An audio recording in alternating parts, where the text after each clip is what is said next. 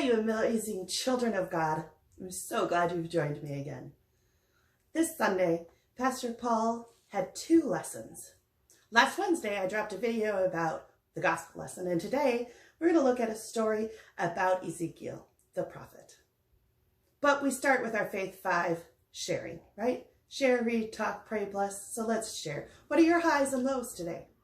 You can send them to me in the messages or email me. Have your parents text me. It's all good. I would love to hear how you're doing. My highs and lows? Well, my high is I spend all day, every day with Theo and Arthur. And my low?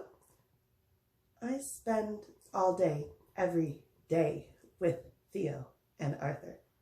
Do you feel like that sometimes? The best of times, the worst of times, it's all the same.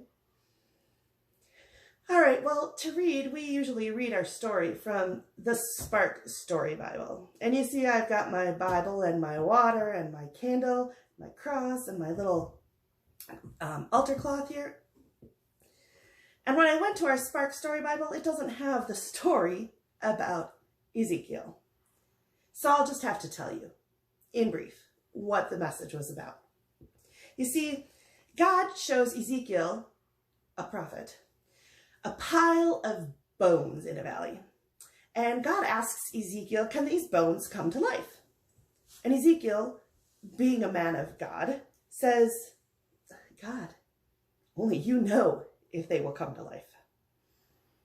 So God gives Ezekiel words to say, to prophesy to the bones so that they can be made whole again.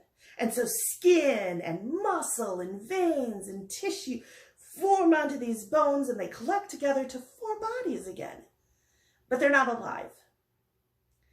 You see, they still needed the breath of God in them. So God tells Ezekiel to call upon the winds from all 4 corners of the earth, the breath of life, the Spirit, to enter the bodies.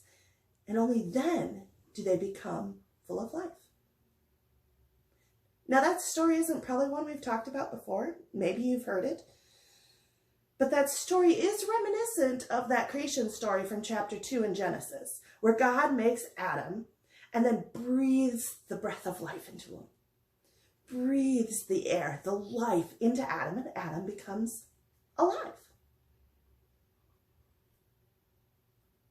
This story, let's talk about it, because we've shared and we've read, so we'll talk. You see, prophets, do you remember what prophets are? They're messengers from God. And Ezekiel is the name of one of God's prophets. So if we're sitting at church on our big banner of the books of the Bible, you would see Ezekiel as a prophet. And we have the Spirit of God coming. Remember that when God created everything, it was good. And God thought the world needed me, and God thought the world needed you, and you, and you. And God breathed life into us.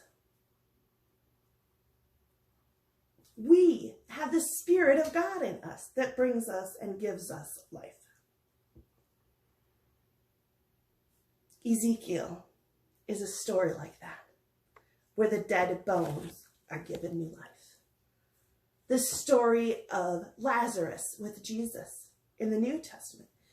Lazarus is given a new breath of life into him. So, share, read, talk, pray. Our next thing. Pray with me. Dear God, thank you for sending prophets to deliver messages from you. Thank you for parents and pastors and Sunday school teachers who help us learn about your will. Thank you for life and for eternal life. Amen. So we share highs and lows, and then we read the story, or Jen tells it to you if it's not in our story Bible. We talk about it, prophets, messengers from God, all the other people that can be messengers from us, for us from God. We prayed, and then we need to bless. So remember, you can dip your fingers in the water and remember your baptism, or your sisters or brothers or parents' baptism. You can bless them on the hand, or like I'm going to have to do, I'm going to bless the space between us. The space that seems really big right now. Welcome God's Spirit to live and work in you. Welcome God's Spirit to live and work in you.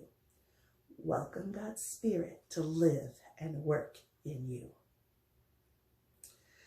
So we've started our little pictures in the windows. I've taped mine to my wall back here. If you remember, we were doing the eyes because that's the story where Jesus heals the blind man, where Jesus is the light of the world, because without light we don't see. And it also reminded us that Jesus is fully divine, able to do amazing things. And then we had teardrops because in our story about Lazarus, we saw that Jesus wept. Jesus was fully human. Jesus is the life and the resurrection. So today, I was thinking, let's add some flowers, some plants, something living, because plants need light and air and water. And we've got light and water. And today we're talking about air, or that breath of light, or the Spirit that lets us live. So if you want to, make a flower or a different kind of a plant, and you can cut it out, tape it to your window, and it'll be like the light of the world. Jesus is the light, fully divine.